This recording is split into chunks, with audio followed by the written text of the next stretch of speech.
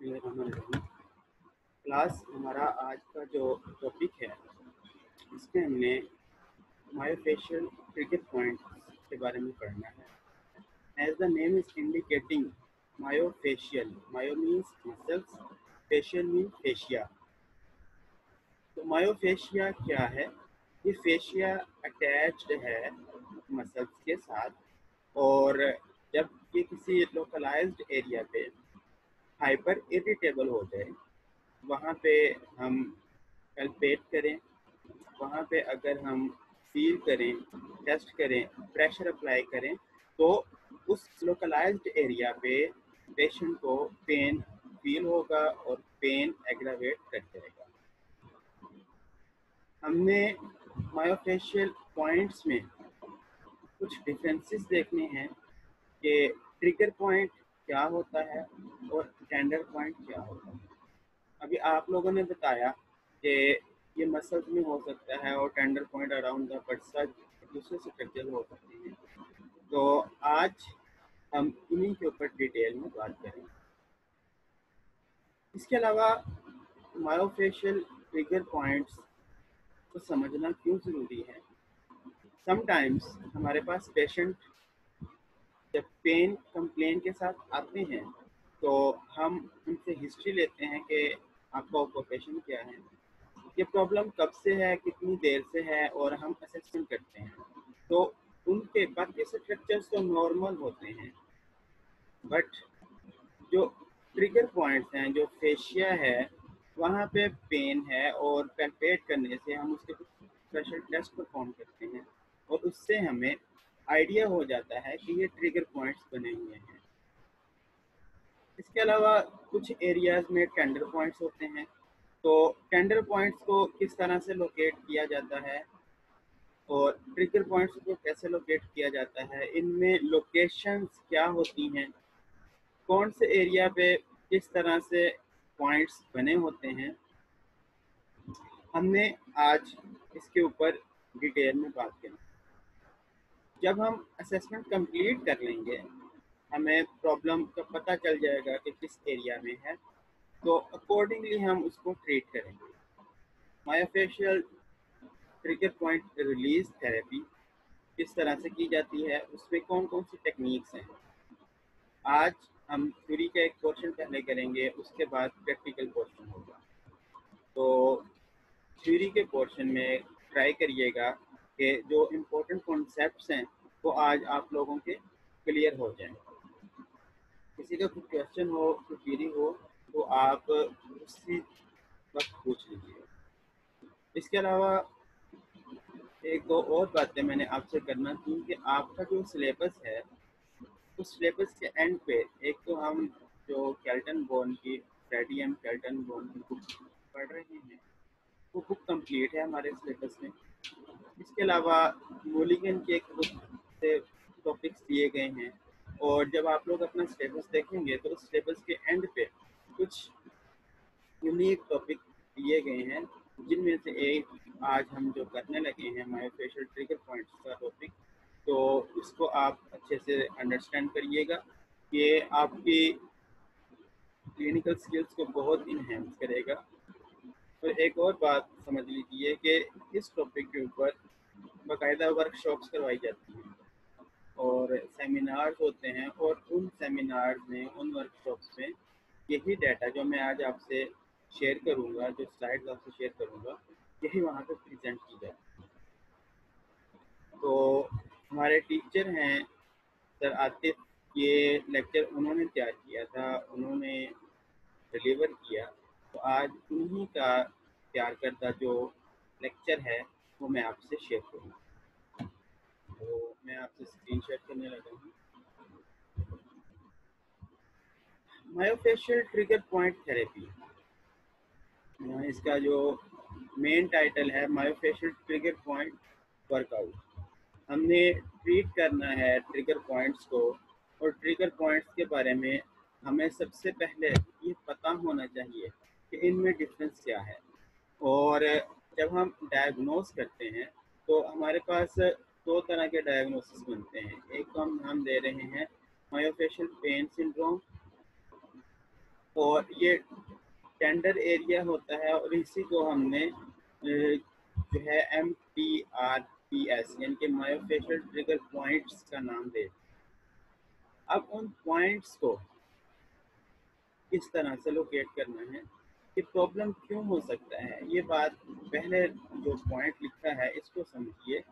Dysfunctional joints हमारे body में जो नॉर्मली मूवमेंट्स हो रही हैं, अगर हमारी बायोमैकेनिक्स डिस्टर्ब हो जाए, हमारा पोस्चर डिस्टर्ब हो जाए, तो उस वजह से मसल्स में और मायोफेशिया में कुछ पॉइंट्स बन जाते हैं और वो पॉइंट्स हमने आज देखने हैं, उनको ट्रीट करना है।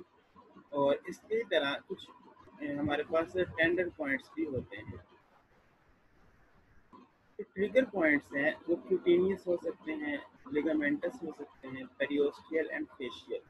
ये डिफरेंट लोकेशंस के ऊपर हमारे ट्रिगर पॉइंट्स जनरेट हो सकते हैं।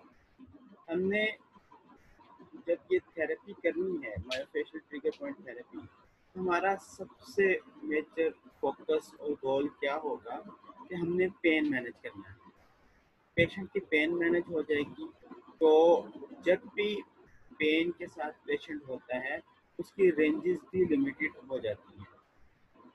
तो आप पेन को मैनेज कर रहे हो, साथ में मसल्स को रिलैक्स कर रहे हो, तो उससे उसकी रेंजेस इम्प्रूव हो जाएंगी। जब रेंजेस इम्प्रूव हो रही हैं, मसल रिलैक्स हो रहा है, तो वहाँ पे सर्कुलेशन भी इम्प्रूव हो और अल्टीमेटली पेशेंट की क्वालिटी ऑफ लाइफ इम्प्रूव हो। तो ये हमने कुछ मेजर पॉइंट्स देखे। डेफिनेशंस हैं, ये डेफिनेशंस आप लोगों ने बहुत अच्छे से समझनी है और इसको अंडरस्टैंड करना है। जो मायोफेशियल पेन सिंड्रोम है, इसके सिम्टम्स किस तरह के होते हैं, इसके सिम्टम्स रिलेट कर रहे होते हैं कुछ न्यूरोलॉजिकल डिसऑर्डर्स के साथ। इसके अलावा डिफ्यूज पेन और टेंडरनेस के साथ headache, vertigo, visual disturbance, paraesthesia, incoordination and rapid pain, ये कुछ ऐसे सिम्टम्स हैं जो कि मायोफेशियल पेन सिंड्रोम में हमें मिलते हैं। तो इन सिम्टम्स को सबसे पहले अंडरस्टैंड करना ज़रूरी है।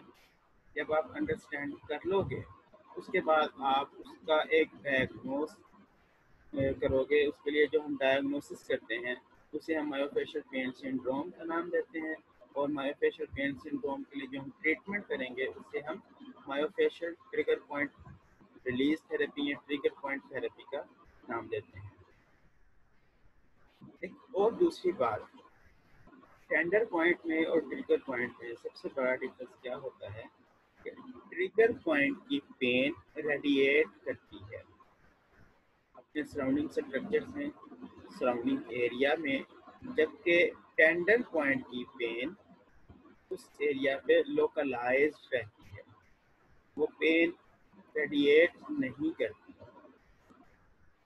जो ट्रिगर पॉइंट का एरिया होता है ये 2 to 5 सेंटीमीटर इन डायमीटर होता है और इसमें जब हम उस एरिया पे फील करेंगे तो मसल वहाँ पे टाइट होगा। इसके अलावा वो टेंडर होगा कि पेशेंट बहुत ज़्यादा पेन फील करेगा। अब हमें किस तरह से पता चलेगा कि ये ट्रिगर पॉइंट है, तो वो तो पेन रेडिएट कर रही होगी, हम उस एरिया को जब पैल्पेट करेंगे, प्रेशर अप्लाई करेंगे तो पेन रेडिएट करेगी।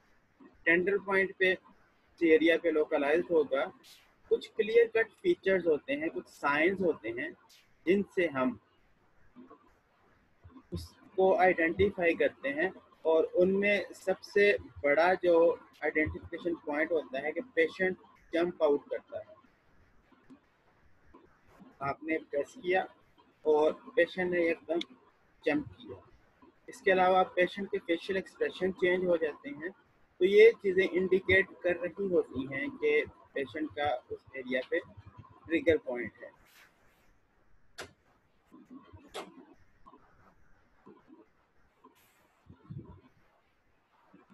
ओके,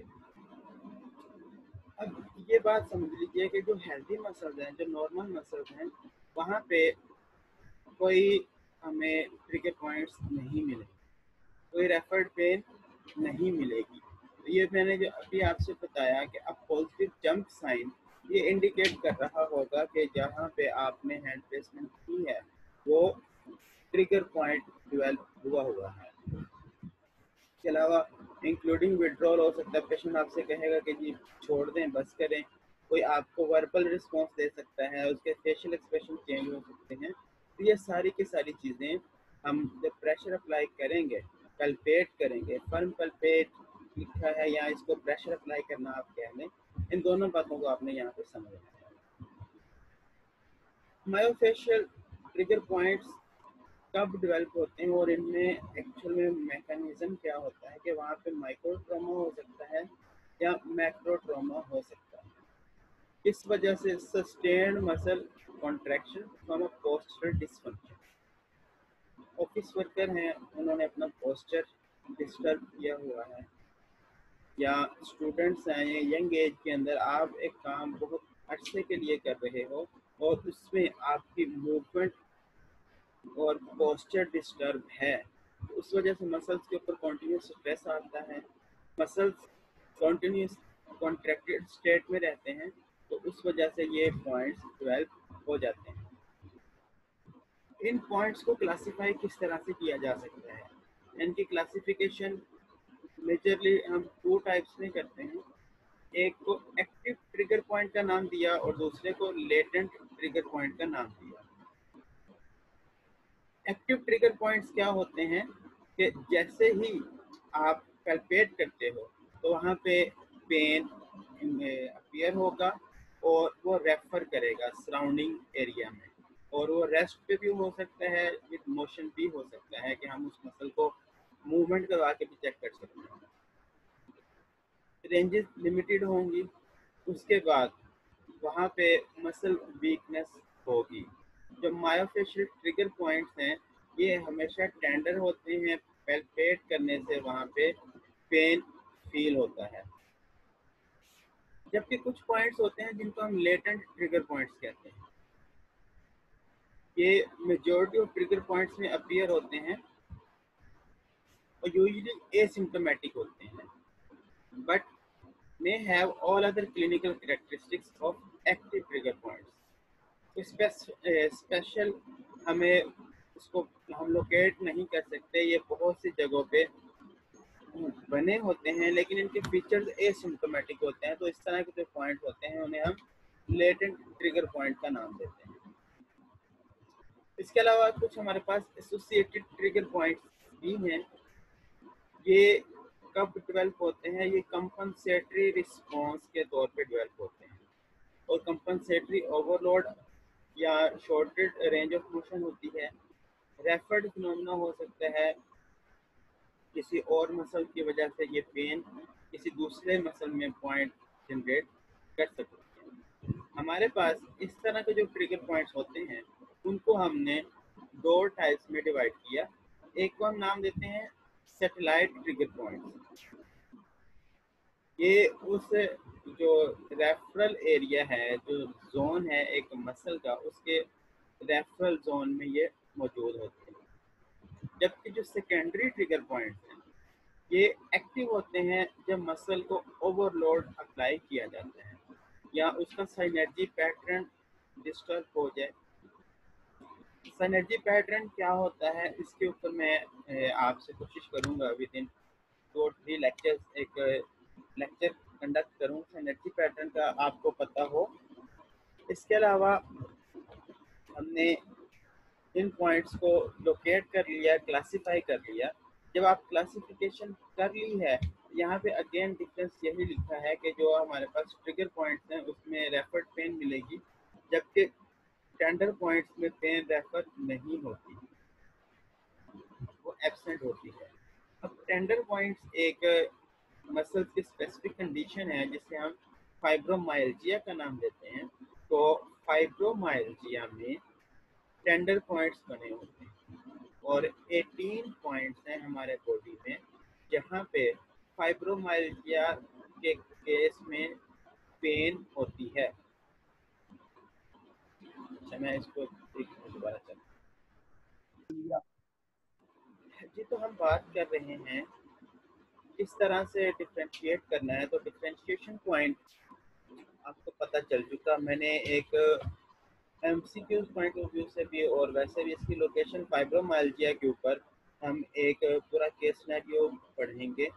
तो फाइब्रोमाइल्जिया के 18 पॉइंट्स होते हैं और 18 पॉइंट्स को लोकेशन कौन कौन सी होती है उसके बारे में हम बात करेंगे। वहाँ पे बस ये याद रखिएगा कि पेन रेडिएट नहीं करेगी, लेकिन जंपिंग साउंड जो है, पॉजिटिव जंप रिएक्शन जो हमारे पास मिलता है, पॉजिटिव जंप साइन जो मिलता है पेशेंट की तरफ से, वो सेम होता है। इसके अलावा और कौन कौन से फैक्टर्स हैं जो कि इन पॉइंट्स को क्रिएट कर सकते हैं, उसमें सबसे ज़्यादा हमारे पास एक तो ऑक्यूपेशन या प्रोफेशन रिलेटेड का होती हैं बातें। इसके अलावा ये कुछ साइकोलॉजिकल स्ट्रेस फैक्टर्स होते हैं, उसकी वजह से भी ये डेवलप हो सकता है। एक्टिव ट्रिगर पॉइंट्स, वहाँ पे पेन होती है। लेटेंट ट्रिगर पॉइंट्स, उसमें अब पेन उतनी नहीं होगी जितनी एक्टिव में होती है, लेकिन इसकी वजह से रेंजेस जो हैं वो रिस्ट्रिक्ट हुई होती हैं, और जब रिस्ट्रिक्शन होगी, रेंजेस कम होगी, तो वहाँ पे मसल वीकनेस भी हो जाएगी और पेशेंट अनअवेयर होता है टेंडर एरिया पे अनटिल द एग्जामिनेशन। उसे नहीं पता कि मसल में किस तरह का प्रॉब्लम चल रहा है, बट जब आप उसे उसका एग्जामिन करते हो तो आपको पता चलता है कि इसके ट्रिगर पॉइंट्स डेवलप हुए हुए हैं। जो लेटेंट ट्रिगर पॉइंट्स हैं, as the name is indicating, ये डोरमेंट होते हैं, हिडन होते हैं, और ये कई सालों तक परसिस्ट कर सकते हैं। पेशेंट को कोई इंजरी हुई, और जब भी इंजरी होती है मसल गार्डिंग हो जाती है और मसल अपने आप को प्रोटेक्टिव फेज में ले जाते हैं, तो उस कंडीशन में मसल्स में ये ट्रिगर पॉइंट्स जनरेट हो जाते हैं। तो हमने उसको फिर अकॉर्डिंगली ट्रीट करना है। यहाँ पे कुछ बातें लिखी हैं कि हम उसको किस तरह से ट्रीट करेंगे, तो ये ट्रीटमेंट के पोर्शन में मैं अगेन इन बातों को रिपीट करूँगा। लोकेशन बार बार यहाँ पे बताई जा रही है। कुछ प्रिंसिपल्स होते हैं वो आपने लाजमी याद रखने होते हैं कि ऐसा एरिया बॉडी का जहाँ पे बहुत ज़्यादा मैकेनिकल स्ट्रेन आता है या सर्कुलेशन इम्पेयर हो, वहाँ पे सबसे ज़्यादा चांसेस होते हैं इन पॉइंट्स के डेवलप होने के।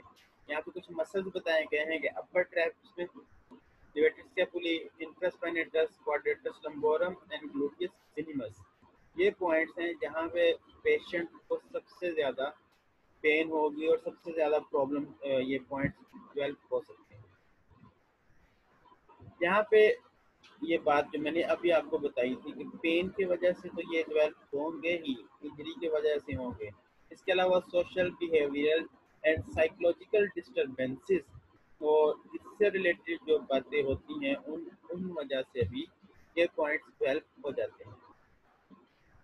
हमारे पास ओपीडी में एक फीमेल पेशेंट आती थी इधर हुसैन में, तो उनका ये प्रॉब्लम था, और जब उनकी हिस्ट्री ली गई तो उनकी एज तकरीबन 45-46 ईयर थी, और उनके बच्चे नहीं थे, और वो हस्बैंड वाइफ रहते थे, और फाइनेंशियली बड़े वीक थे, उनको कोई फाइनेंशियल लॉस हुआ काफ़ी ज़्यादा।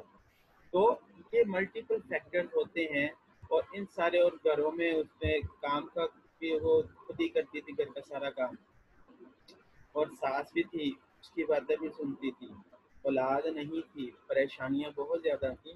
तो उन सारी बातों की वजह से उनके पॉइंट्स जो थे वो डेवलप हुए हुए थे, ट्रिगर पॉइंट्स बने हुए थे। तो पेशेंट हिस्ट्री से इस तरह की बातें हमें पता चल जाती हैं। तो ये आप लोगों ने इसको देखना है। यहाँ पे मेन फिर यही लिखी है। अब हम नेक्स्ट मूव करते हैं। क्राइटेरिया क्या है, किस तरह से हमने डायग्नोसिस करना है कि ये मायोफेशियल पेन सिंड्रोम है। अगर आपके पास ये 5 मेजर क्राइटेरियाज हैं और 3 माइनर क्राइटेरियाज हैं, इनको हम चेक करेंगे, और इनकी इंस्पेक्शन से, इनकी एग्जामिनेशन से हमें पता चल जाएगा, हम क्लियरली डायग्नोस बना सकते हैं कि ये मायोफेशियल पेन सिंड्रोम का पेशेंट है। तो 5 मेजर क्राइटेरियाज क्या हैं?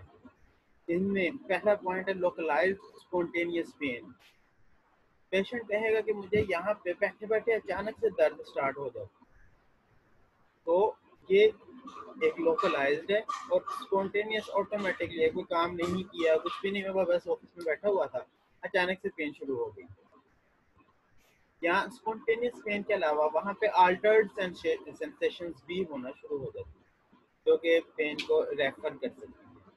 और आप वहाँ पे जब पैल्पेट करोगे, मसल्स काफ़ी टाइट फील होगा, और उसको आप कंपेयर करोगे बायलैटरल साइड्स पे या अप डाउन उस मसल के एरिया पे, बाकी जगहों पे मसल्स आपको रिलैक्स फील होगा, लेकिन उस जगह पे जब आप फील करोगे तो बड़ा टाइट सा, जिस तरह लेमैन में हम कहते हैं कि गिल्टी बनी होना, कुछ इस तरह का फील आता है। और उसके बाद लोकलाइज टेंडरनेस होती है, जब प्रिसाइज पॉइंट के ऊपर जब आप वहाँ पे पैल्पेट करोगे तो पेन बढ़ जाएगा, और उसकी वजह से जब एक टाइटनेस है, पेन है, तो रेंजेस भी लिमिटेड हो जाती हैं। तो ये हमारे पास कुछ पॉइंट्स हैं जिसको हमने माइंड में रखना है कि जब डायग्नोसिस बनाना है इस तरह के पेशेंट का, तो ये पॉइंट्स हमने ज़रूर याद रखना है। इनके अलावा माइनर क्राइटेरिया क्या है? ये 3 माइनर क्राइटेरिया हैं, तीनों में से कोई एक भी अगर वहाँ पे हमें मिल जाएगा तो हम उसे लेबल कर देंगे कि ये पेशेंट मायोफेशियल पेन सिंड्रोम का है। Reproduction of spontaneous perceived pain and altered sensation by pressure on the trigger point. Pain, patient ने पहले कहा कि बैठे बैठे अचानक से दर्द होता है, वो एक मेजर क्राइटेरिया है।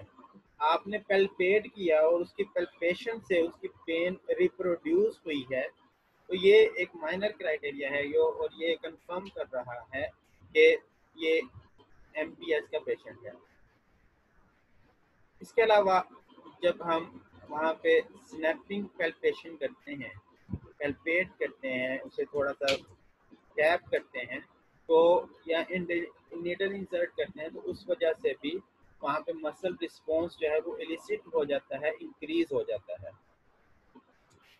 इसके अलावा pain relieve by muscle stretching और injection of the trigger point. आपने मसल्स को स्ट्रेच किया, पेशेंट ने रिलैक्स फील किया, तो ये आप लोगों ने समझ लेना है। इसके बाद हम बात करेंगे कि पेशेंट को आप स्पेसिफिक सिंड्रोम को जब ट्रीट कर रहे हो तो ये बात लाजमी बतानी है। पेशेंट को एजुकेट करना है, उसे बताना है कि जी आपका ये मसल, इसकी ये मूवमेंट डिस्टर्ब है, और वो मूवमेंट उसे करके दिखाओ कि जी आपका ये वाला मसल ये वाली स्पेसिफिक मूवमेंट करवाता है। तो जब आप उसको ट्रेन करते हो, उसको गाइड करते हो कि जी ये वाला मसल की मूवमेंट है और इस वजह से आपको पेन बढ़ रही है, तो आप अपनी एक्टिविटी मॉडिफाई कर लें, आप अपनी मूवमेंट ये वाली नहीं करेंगे तो आपको दोबारा से पेन नहीं होगा, और यहाँ पोस्चर अडेप्टेशन आप उनको गाइड कर देंगे। तो ये सिंपल सी प्रिकॉशंस हैं। अब हम बात करेंगे इसके ट्रीटमेंट की। ट्रीटमेंट किस तरह से किया जा सकता है? हमारे पास बहुत सी मैनुअल इंटरवेंशन हैं जो कि हम अप्लाई करेंगे, और उसमें सबसे पहला जो हम मेथड यूज़ करते हैं उसे स्ट्रेच एंड स्प्रे और स्ट्रेच एंड आइस का नाम दिया जाता है। मैं आपको एक्सप्लेन करूंगा और उसके बाद ये आपसे डाटा शेयर कर दूंगा। तो अलीशा, मैं आपका क्वेश्चन का एक आंसर करता हूँ। दोनों के लिए कर सकते हैं, टेंडर पॉइंट के लिए भी, ट्रिगर पॉइंट के लिए भी ड्राई नीडलिंग की जाती है। ये अभी आप देखते हैं कि ये किस तरह से करना है। हम पहला जो पॉइंट मैनुअल इंटरवेंशन देख रहे हैं, इसमें स्ट्रेच एंड स्प्रे या स्ट्रेच एंड आइस, ये दो चीज़ें हैं। वैको कूलेंट स्प्रे होता है। अब इसमें करना क्या है, ये दो पॉइंट्स लिखे हैं, इन पॉइंट्स को समझ लीजिए। पेशेंट को आपने कंफर्टेबल पोजीशन में रिलैक्स करके लिटा देना है, या जो भी पोजीशन हम सिटिंग में करना है, लाइंग में करना है, जो भी पोजीशन जिसमें मसल्स मैक्सिमम रिलैक्स होंगे। और आप उसको माइल्ड स्ट्रेच अप्लाई करो ताकि वो मसल स्पेसिफिकली वहाँ पे टाइटनेस आपको फील हो जाए। उसके बाद आप उस एरिया पे वेपोकूलेंट स्प्रे करोगे, और यहाँ पे ये बात याद रखनी है कि हमें ये स्प्रे यूनी डायरेक्शन करना है, एक ही तरफ करेंगे।